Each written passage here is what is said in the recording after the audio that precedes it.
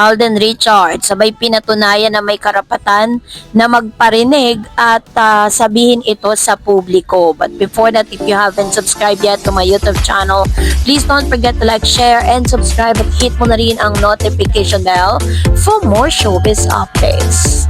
Bago tayo, of course, magpatuloy sa ating updates for today's video, nais ko pong pasalamatan kayo for always watching and trusting this channel. Thank you so much sa inyong laging panonood at palagi ang pagsubaybay sa mga updates po natin. Maraming salamat po.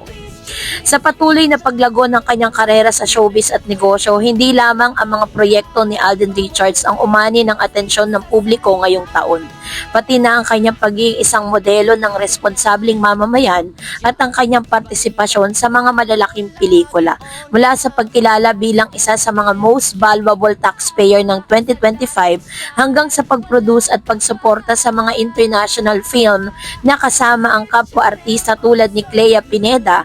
Marami ang nag-uusap at nagre-react sa kanyang mga ginagawa. Ilan pa rito ang mga online buzz gaya ng kanyang repost ng salitang kurakot na nagbigay ng excitement at debate sa social media.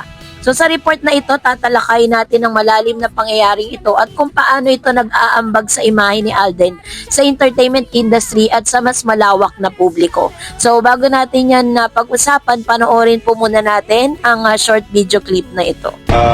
Kahit man ano pa yung mga nakikita natin sa satelit natin ngayon, sa nangyayari sa kung saan mang panik ng bansa natin, mapagobyerno, mapahigit. Naniniwala ko na paggawa na mabuti, malayo na natin. So, kailangan tayo yung be the change you want to see. Tayo yung kesyo maliit, kesyo malaking pagbabago yan pag tayo ang gumawa niyan at with good intentions at para sa ikabubuti ng lahat, malayo ang mararating natin. So, maraming salamat po sa servisyo nyo. Huwag niyo pong isipin at huwag niyo pong sabihin sa inyo mga sarili na hindi napapansin ng inyong trabaho na ginagawa sa ating lugar. Kung wala po ang kapulisan dito sa lugar natin, especially dito sa Panglao, wala pong peace and order. And right now po, nakikita naman natin, marami tayong foreigners na bumisita, especially it's being known worldwide. Isa po kayo sa rason kung bakit pinapalik-balikan ng lugar ng Panglao. So maraming salamat po sa inyo sa nabuhay po ako. Sa video clip na inyong napanood kung saan nagbigay ng isang motivational speech itong si Mr. Alden Richards sa ilang kapulisan sa Laguna.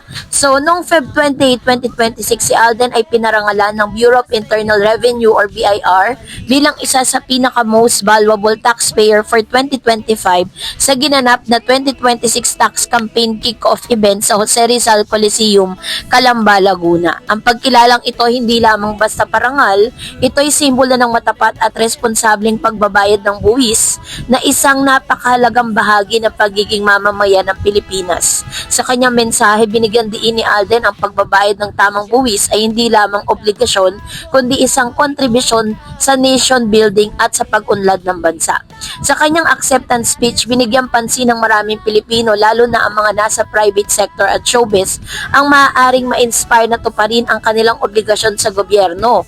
Kapag sila ay nakakita ng halimbawa sa isa nilang kapwa-artista, ibinabahagi rin niya ang kanyang pananaw na ang pagiging responsable sa pagbabayad ng buwis ay dapat ipagmalaki ng bawat mamamayan.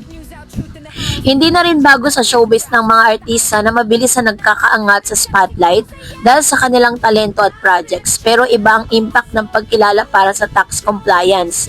Ito rin ay nagpasigla sa discussion tungkol sa kahalagan ng pagiging responsableng mamamayan, lalo na sa panahon kung saan maraming issue ng gobyerno ang mainit na pinag-uusapan. Ang pagkaka-honor na ito ay nagsilbing magandang halimbawa para sa iba pang personalidad sa industriya.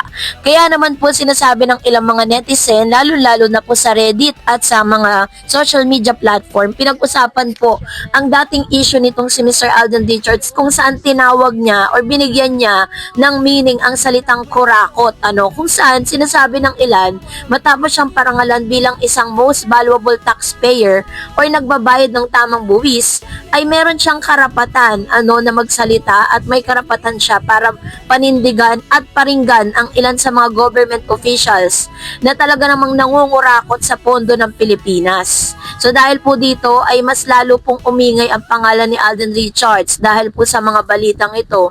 Dahil pinapatunayan din ito na dahil siya ang pinaka most valuable at sinasabing isa sa mga top taxpayer sa Pilipinas, talagang tuloy-tuloy po yung kanyang earnings. Kahit alam po natin na hindi masyadong marami yung kanyang mga engagement pagdating sa showbiz dahil ang ginagawa niya po ngayon is nagde-direct siya ng mga international film concerts dahil meron siyang kumpanya kung saan ito yung kinikater na services. So which means na kahit hindi ganun karami yung kanyang mga projects sa GMA dahil isa po siyang host ngayon sa Stars on the Floor Season 2, ay masasabing siya pa rin talaga yung top earners sa GMA. So, isa rin sa mga hot topic at pinag-uusapan ngayon patungkol sa pinakabago nitong project kasama si Miss Clea Pineda. Sino nga ba si Clea? Si Clea isang kapuso actress na nag-umpisa sa Pilipinas bilang isang TV actress at ngayon ay umusad na para sa isang malaking project, ang kanyang unang international film. Sa pinakabagong balita, aktual na nagsushoot na si Clea para sa kanyang unang international movie na co-produce ni Alden Richards kasama ang ilan sa mga US producers. Ayon sa balita, ang set ay mabuti at maayos na may professional work ethics at pagkakaschedule. Isang malaking karanasan para sa kapuso actress sa kanyang panayam. Ibinahagi niya ang experience at nakaka-proud bilang Filipino, lalo na't dahil kasama ang iba pang international actors at production team. Ang paglahok ni Clea sa international film ay hindi lamang personal achievement kundi isang milestone sa kanyang karera. Ito rin ang patunay na may pagbubukas ng opportunity para sa mga Filipino talent sa global film industry.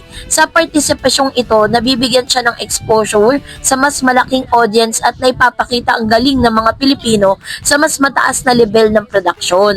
So, si Alden naman po, hindi lang basta actor sa roles ni Alden, siya rin ay lumalagaw bilang isang producers at influencer sa likod ng camera. Ang co-produce niya na international film ay nagpapakita na gusto niyang palawakin ang mga opportunity ng Pilipino sa mundo ng pelikula. Hindi lang limitado sa local audiences, kundi pati sa international stage. So, isa sa mga goal ni Mr. Alden Richards why he accepted those projects na coming from those international movies. Kasi isa po ito sa mga nagbibigay opportunity sa lahat ng mga local artists na gumawa ng isang international film kung saan si Mr. Alden Richards kadalasan ang gumaganap na aktor at direktor sa nasabing movie. So kaya naman abot langit ang pasasalamat ni Clea dahil nabigyan siya ng opportunity to do that international movie kasama po itong si Alden Richards. So, dahil po dyan, ay talaga namang yung legacy, yung contribution ni Alden Richards sa pelikula at ekonomiya, pinapakita niya dito na hindi lang siya artista, isa rin siyang producer at investors. Bukod sa pagiging actor kasi si Alden ay lumalawak ang papel sa producing ng mga pelikulang may international scale. Ang paglahok niya sa mga project tulad ng international film kung saan kasama niya si Clea ay nagpapakita ng kanyang ambisyon na palawakin ng Filipino presence sa global film industry. So kung napanood niyo na po yung isa sa mga dinirect at isa sa mga kasama si Alden Richards bilang kontrabida doon po sa international film na Tiger, na talaga namang tinatangkilik ng ilang mga foreigners kung saan napapanood po yung kanyang movie, So, ang laki po ng influence ni Mr. Alden Richards na ginagawa in favor dun po sa mga local artists like Clea Pineda. So, abangan po natin ang kanilang upcoming movie. And that's it for today. For more videos and updates, please don't forget to like and subscribe, and please don't forget to follow my Facebook page, Dar Eds TV and Daraj channel. God bless everyone.